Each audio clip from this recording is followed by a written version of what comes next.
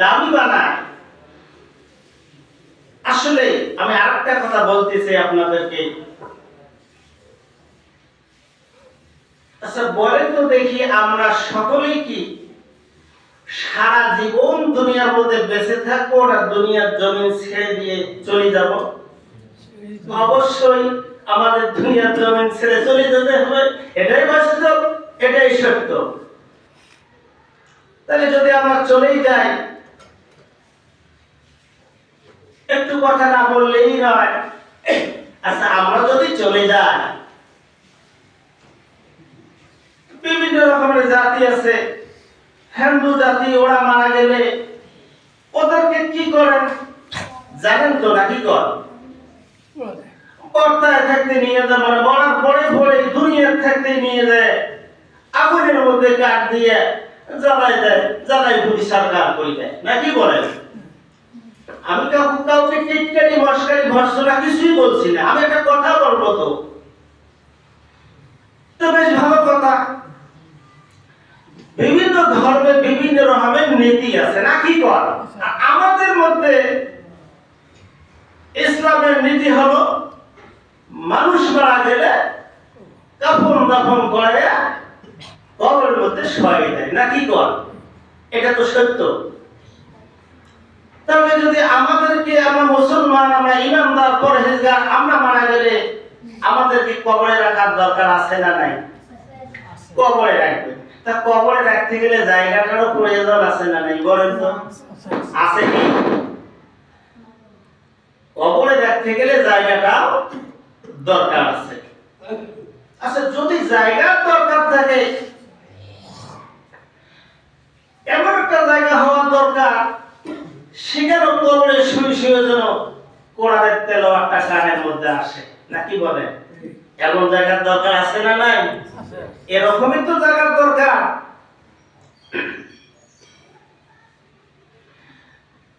এই জন্য আমি একটা কথা বলতে চাই, আমাদের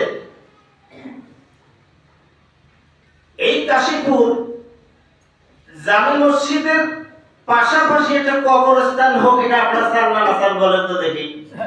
চান তো, নাকি কর? চাইলে হবে না দোয়া করা লাগবে? কর, চাওয়া লাগবে, আল্লাহর কাছে দোয়া করতে হবে, আল্লাহ যেন কবুল করেন।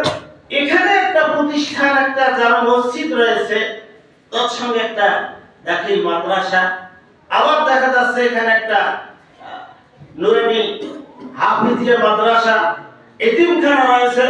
তো এই জায়গার মধ্যে আমি মনে করি এই জায়গা আর একটা যদি কবরস্থান হয়ে যায়, তাহলে এরা সোনায় সোহাগা, নাকি বলে? একসঙ্গে থাকার ইচ্ছে আছে না? একসঙ্গে থাকলে এখানে মসজিদ আছে, মানুষ আসবে, নামাজ পড়বে, নামাজ পড়তে আসে, কবর দেখার সঙ্গে সঙ্গে আসসালামু আলাইকুম ইহলাল কবুর, এই দোয়াটুকু অবশ্যই পাঠ করবে কবর দেখার সঙ্গে সঙ্গে।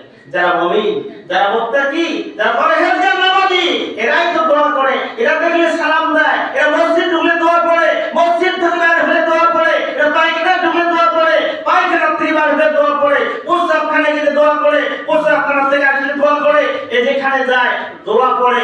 সব জায়গায় দোয়া আছে না নাই? তারে কবর দেখার সঙ্গে সঙ্গে এরা দোয়া করে আসসালামু আলাইকুম ইহলাল কবুর। বাসায় গেলে দোয়া করে সালাম দিয়ে বাসায় ঢোকে। এগুলি কোথায় শিক্ষা হয়? মাদ্রাসায় শিক্ষা দেওয়া হয়, সেখান থেকে কোথায় হয়? তালিম হয়। আবারও একটা জিনিস আছে আমাদের বাংলাদেশের, সারা বিশ্বে চালু আছে, সেটি হলো নিজের খায়া নিজের পড়ে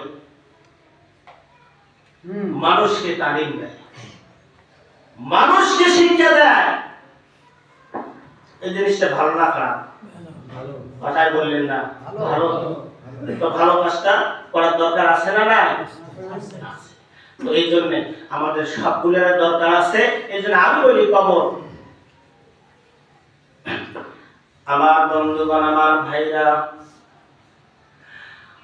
মুসলমান লক্ষ্য করেন, হঠাৎ করে বাইকিং আসে, কানে আওয়াজ শোনা যায়, লোকটি মারা গেছে, হার্ট অ্যাটাক হয়ে পড়ে আছে, হার্ট অ্যাটাক হয়ে মারা গেল।